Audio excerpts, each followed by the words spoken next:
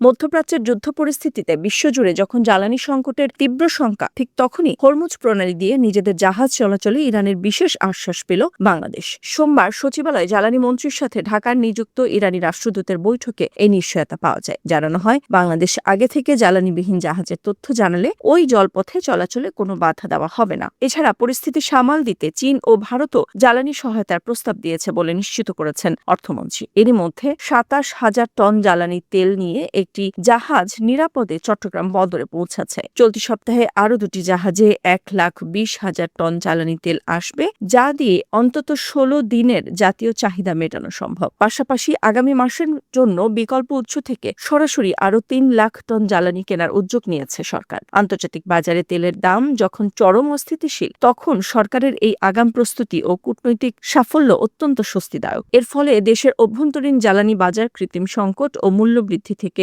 রক্ষা পাবে বলে মনে করছেন বিশ্লেষকরা। বাজার অস্থিতিশীল করার যে কোনো অপচেষ্টা রুখতে দেশজুড়ে বিশেষ নজরদারি এবং ভ্রাম্যমাণ আদালত পরিচালনার কড়া নির্দেশ দেওয়া হয়েছে।